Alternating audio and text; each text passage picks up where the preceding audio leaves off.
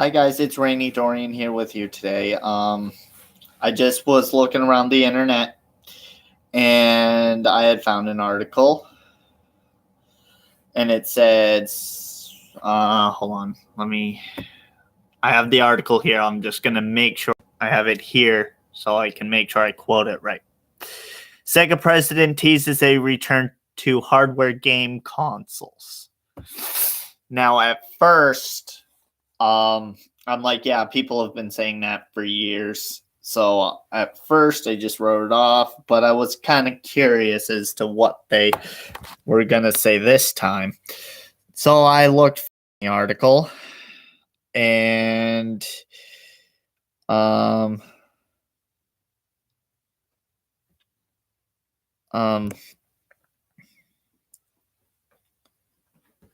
it was a reprint of the Sega Genesis / Mega Drive.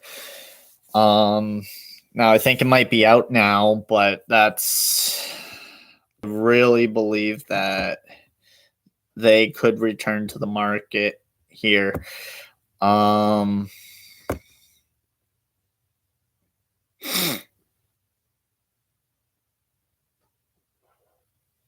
Sorry, I'm just trying to. Yeah. It was in. Yeah. It was in that interview where they teased the Analog Mega SG. But I'd imagine if they're doing that, they could go further if the fan demand keeps coming up with the Sega Genesis. Now, how do I believe they should return to the console market if they do? Well, first things first, they need to do it so that they play it safe to start. They compete against Nintendo, all of the 16-bit era, but they do a more traditional console. And it has movie playback right out of the box.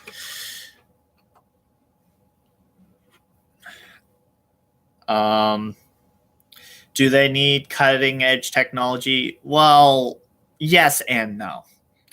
I believe that parts from like a few years ago would be fine, but it would need to be something that's compatible with the 4K standard.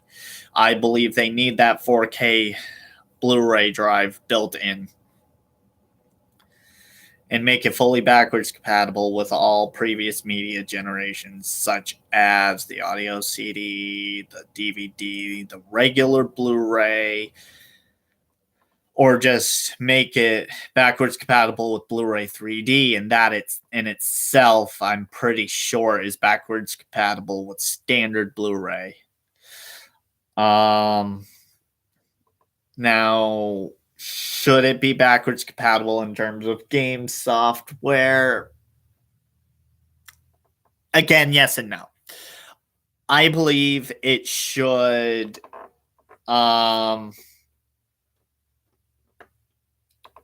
It should have all the games that made Sega big, but as far as physical games, I believe they could only make. Sorry about that. The Dreamcast and perhaps the Sega CD backwards compatible on the new hardware. Now, why not the Sega Saturn? The hardware was just too complex. It was just so complex. I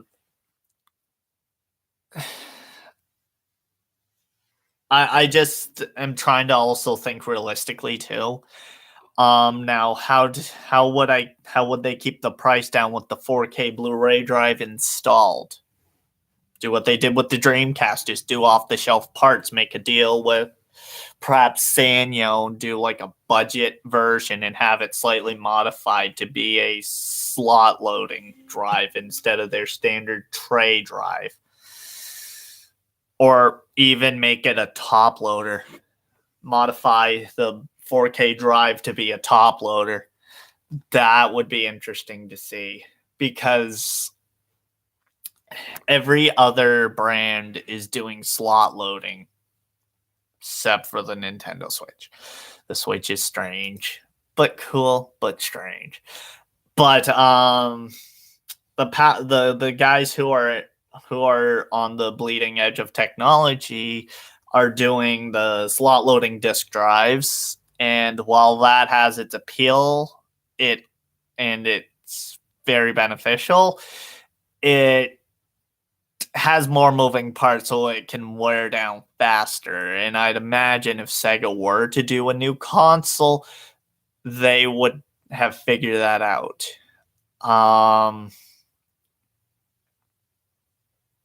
Now, I brought up I said yes and no to backwards compatibility.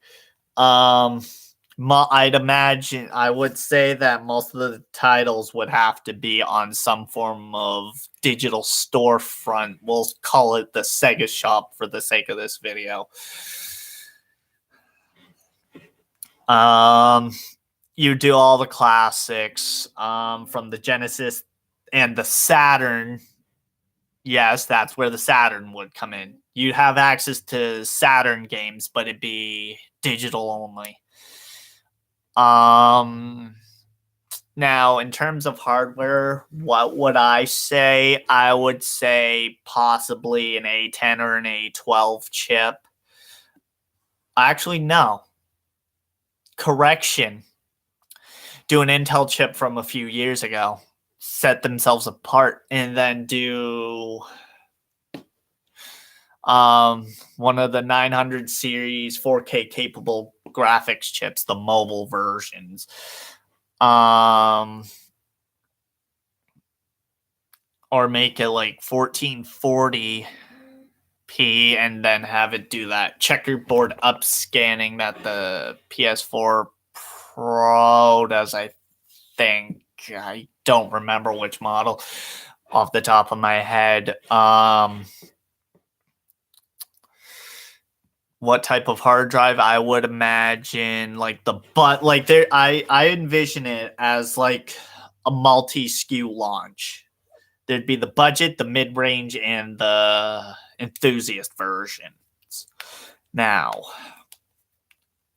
the budget version would be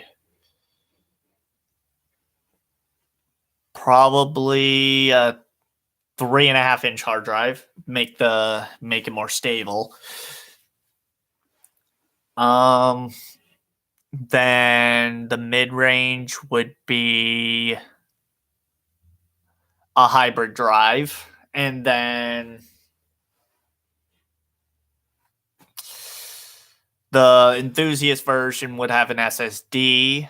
And again, the SSD would be off the shelf.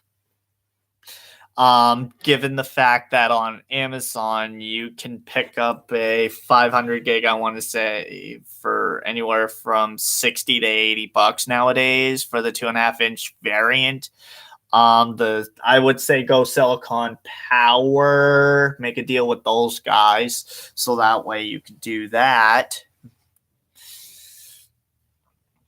Well, yeah. The enthusiast version would be like, I'd say about, as crazy as this sounds, $529. So that way you could actually do a 1 terabyte solid state drive inside. Well, okay. Yeah, we'll do it like that. We'll say it like that. The RAM, system RAM. I would say do 12 gigs. Do 12 gigs of RAM. Because nowadays, DDR3 ain't that much. Just get 8 gigs and 4, and then the VRAM from the would-be NVIDIA graphics card. And yes, they would have capturing abilities. They'd make a deal with NVIDIA that would allow the use of like a Sega console specific version of NVIDIA experience. So that way it would have the capturing ability on board. Then and because it'd be semi-custom, it would have a media studio that it would go to. That's where it's safe in the media center's storage. So yeah, they would partition that part off. And the Wi-Fi chip would be an AC profile chip. It'd have Bluetooth. So that way, it'd be modern gen basically, or at least this or last gen in terms of like wireless control and whatnot.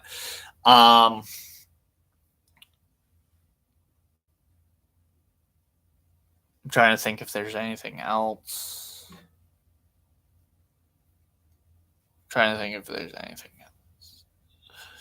Oh yes, the hard drive would be upgradable. That would be the greatest idea for them. And how would they do the 2.5-inch solid state drive? While the enthusiast version would come with a 2.5-inch to 3.5-inch drive adapter, but it could also be purchased separately. But because it's a 3.5-inch drive, it could go all the way up to 10 terabytes, maybe even.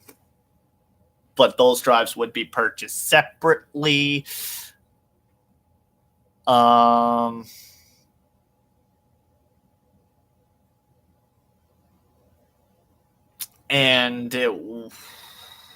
I'd say it should have HDMI input.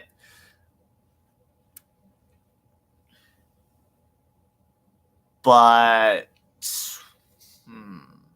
actually, I'm not sure. I'm not sure if it should, but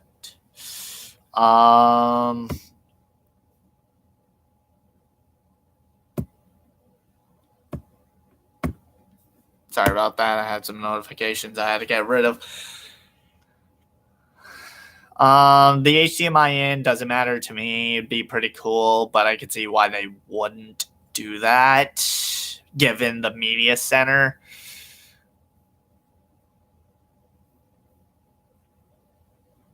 Then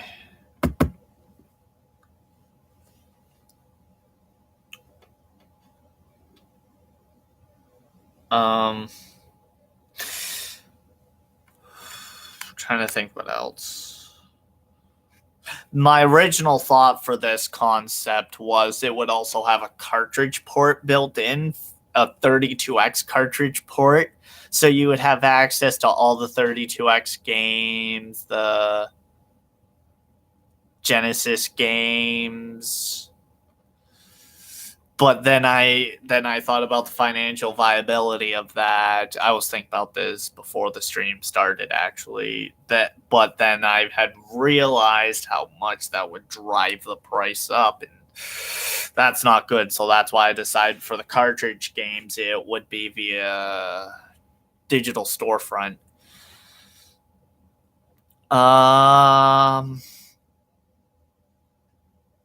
I would imagine that they'd want their low-end version to start at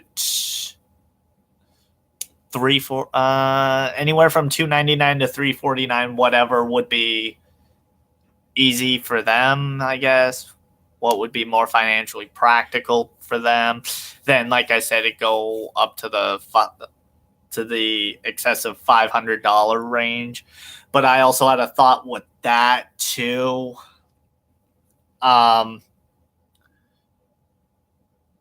that if need be, there would be a payment plan if you order from Sega for the enthusiast model. And also, there was one other thing that I thought too, and this could sound crazy on the surface, but if you really think about it, the console would need something that set itself apart from the rest of the pack. And I was looking on the bottom of my Dreamcast, which the controller ports don't work, and it said for home or office use, and I'm like, why would you use a Dreamcast in an office? Then I thought about it again, and I thought, why wouldn't you?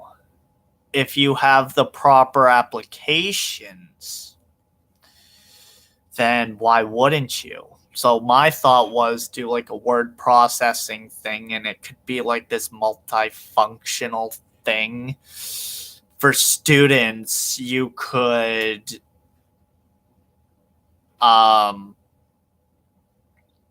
do your work in the word processing program, but for the gaming side of it, you could, like, if it say they got licensed to do a Dino Crisis remaster, you no longer need a notepad and a pen to write down the codes.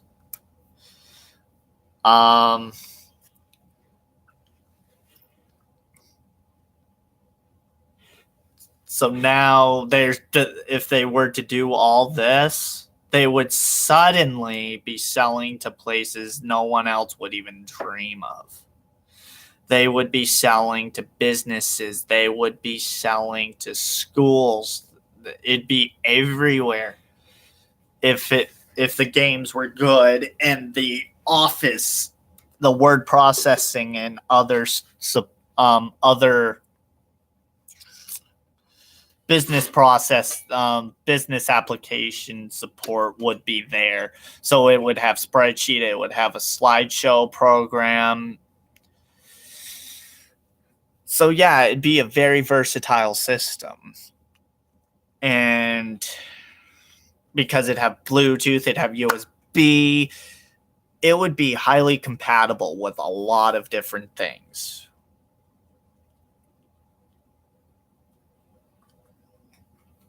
So I think that would be how Sega would be able to come back and set themselves apart.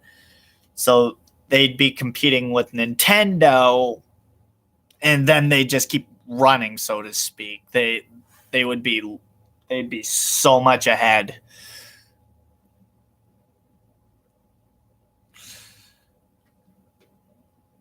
So I mean, that's my take on it. Now, as for the mass storage of all of them, I would say it would need to be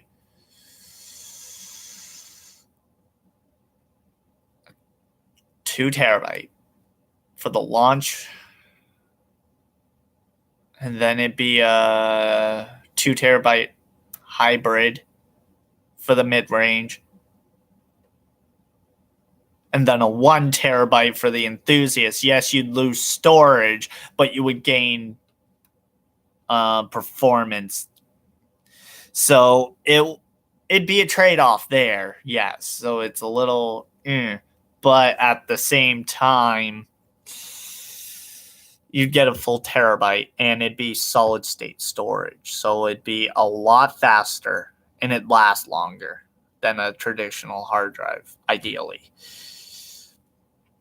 But then it is also user upgradable to whatever type of drive you want, given the hard drive adapter thing that would either come with the enthusiast model or would be purchased separately for, I'd say, like $30, $40.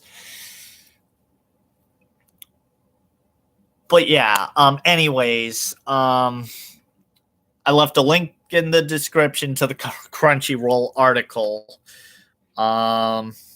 And then also in the description, as per usual, as of late, I left my socials down in the description as well.